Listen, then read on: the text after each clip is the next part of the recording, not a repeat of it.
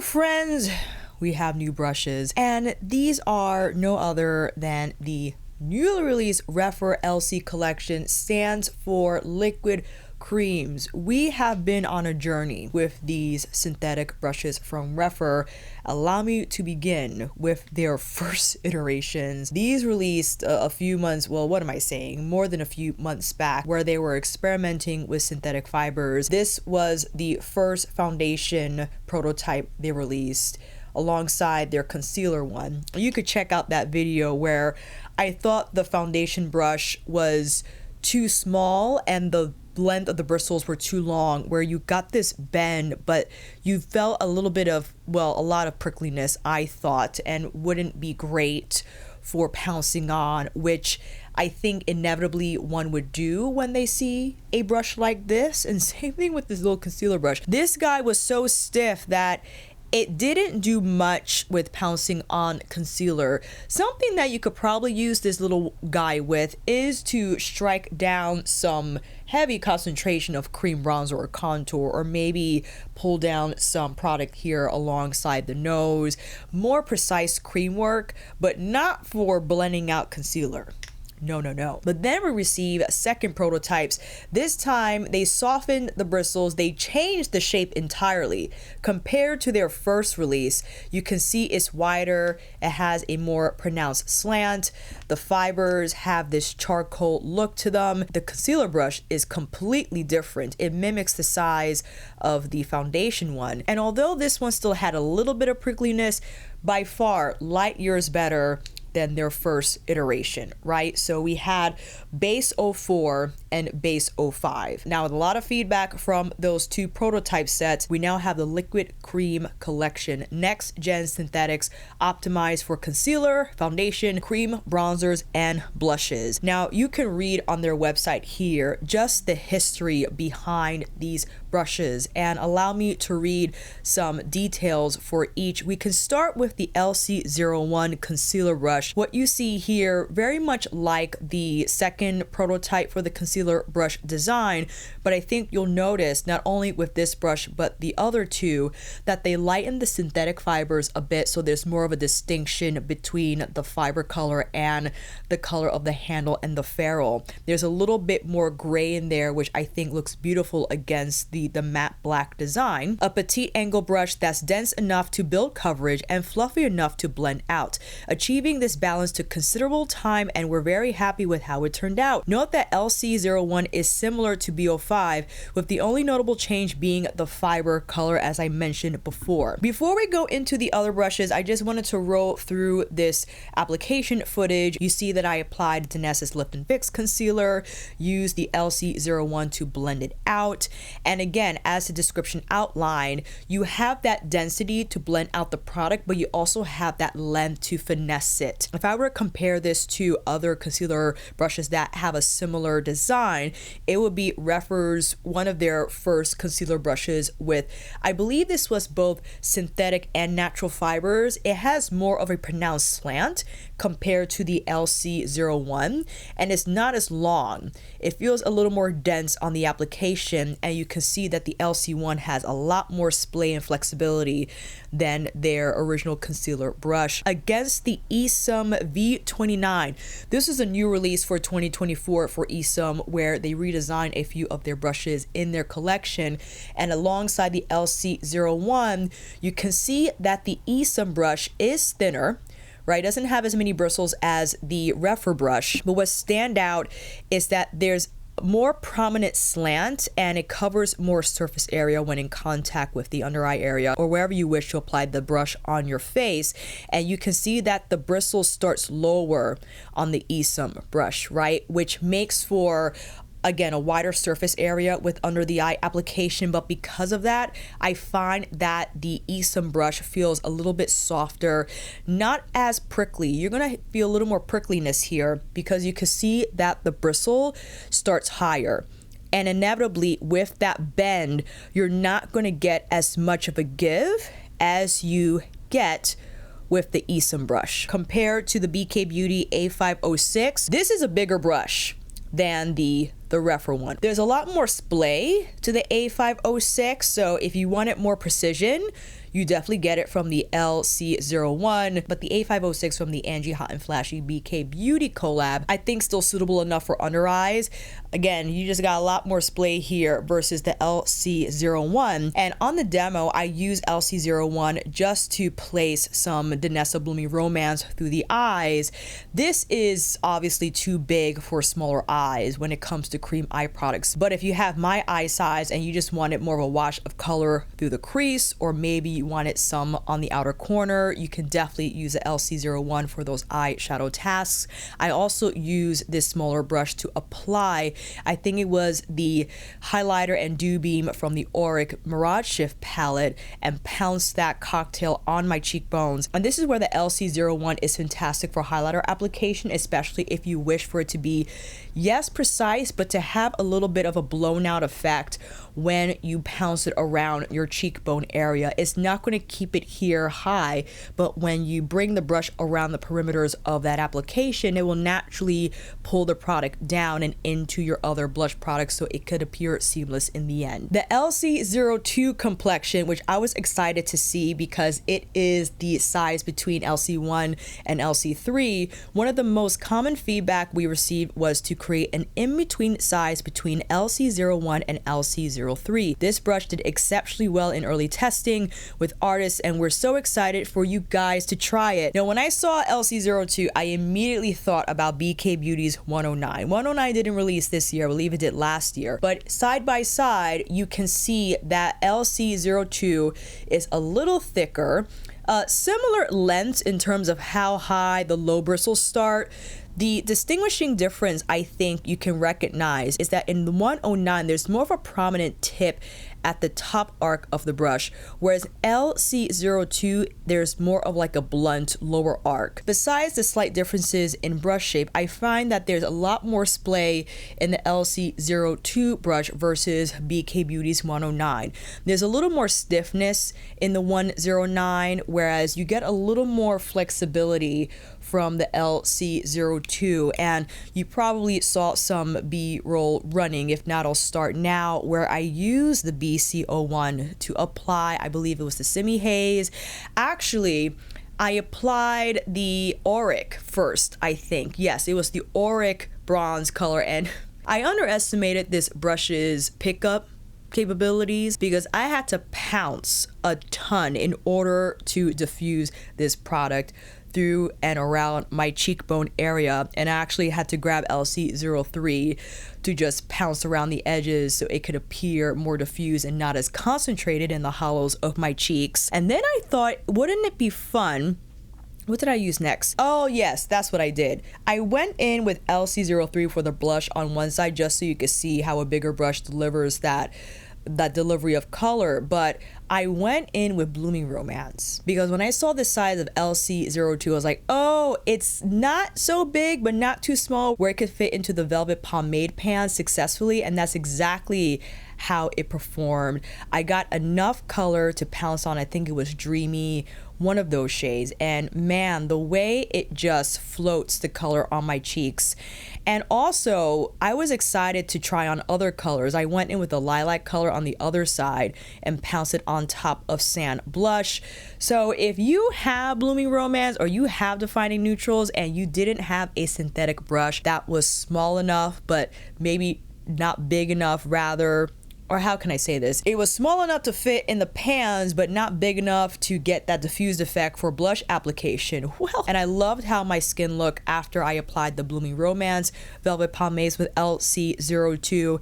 And you probably have concluded at this point that you can use LC02 for more concentrated delivery of color through the cheekbones if you want it to appear more structured here versus more blown out. And here with the foundation step before I went in with blush, you could use LC02 to focus on areas of the skin that need more coverage without you necessarily covering the entire area over again with a larger foundation brush.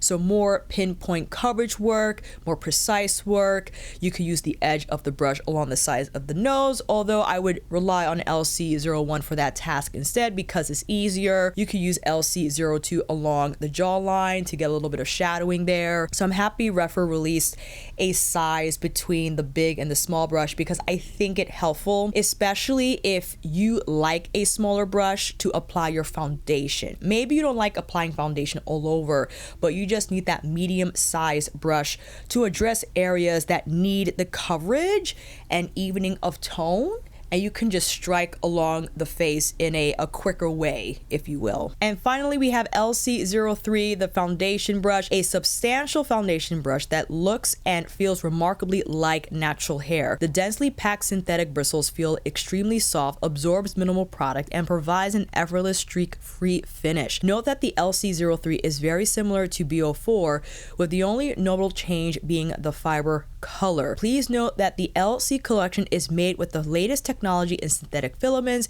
and hand bundled by skilled artisans in China. So these are not made in Japan, as I had mentioned in my first foundation prototype video, that the manufacturing for the synthetic filaments is in China and therefore crafted there as well. I have noticed that the new LC03 is a little softer than the the base 04. Again, as the description said, the difference is that the filament color is lighter, so you have more of like that charcoal effect, which I think is beautiful. And here on the footage, I applied a combination of the Danessa Serum Skin Tint with Lisa's Skin Tint, and this brush just pounces on foundation incredibly well. And I express the same sentiments. Anytime a synthetic brush tries to mimic the feel of a natural hair one, you will feel prickliness, because natural filaments have the point occurring. It's not cut, right? So you don't have that much control over how the brush feels when coming in contact with the skin. So that is a trade-off, and why I typically rely on natural hairs for powder application versus cream and liquids. Although when it comes to Kalinsky, for instance, or high-grade goat hair, it's an incredible experience with liquid and cream products, even though those are natural hair tools. I do think that the LC03 is quite soft, but it's not going to be prickly free 100%. When you pounce on like this, you will feel the ends of the filament, versus if you pull down, you'll feel less. And compared to the recently released BK Beauty 115, LC03 is bigger. It has a little more flexibility and splay. You can see here when it's pressed against my face, versus 115 feels smaller and stiffer. And because there's not as much bend in 115, you're not going to feel as much prickliness from this brush as you would probably feel from the LC03. So those are my standout comparisons. Regardless, I've used the BO4 for quite some time when it released earlier this year. I'm happy they still made some changes for the LC03. It's a wonderful shaped brush because it's not too big, but it's not too small either.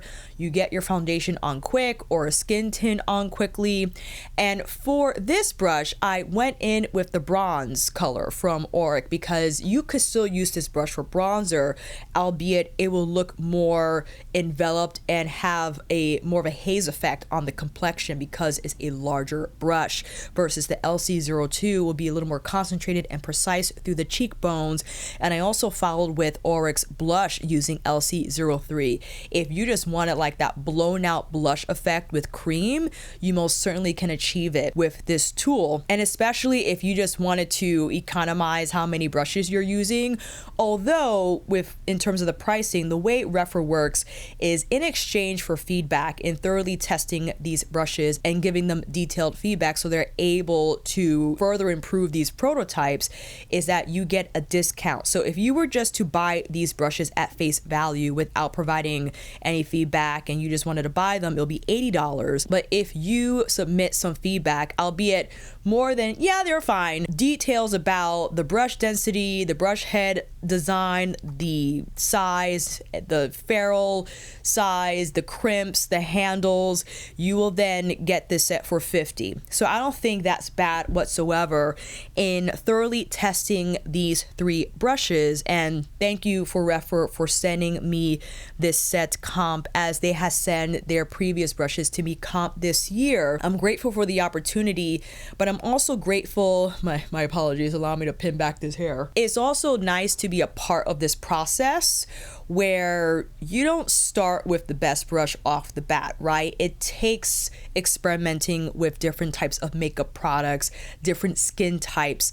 And yes, there is a desire to mimic natural hair with synthetic fibers. That's what a lot of people want. But there is that trade-off, right? Because again, with a natural hair, you have that tip occurring. They're not cut. Those filaments are bundled as is. And when you try to mimic the same arrangement, the same craftsmanship, but using synthetic filaments, you're gonna get that natural hair feel that has prickliness, especially when you pounce it on in this way. Now, if you pull down, you will feel less. And also, if you don't apply so much pressure, right? You don't just jab the brush into your face, it's not going to feel uncomfortable. But if you have sensitive skin, you're gonna feel prickliness still, even with these prototypes. I just want to put it out there because we have a lot of synthetic brushes at our disposal, right? And even though Rephr sends me free brushes and I work with them and you guys use my link, and I cannot tell you how grateful I am when you do, it helps me immensely. I would still tell you the truth in regards to how these brushes perform, how they compare with my other brushes in my collection.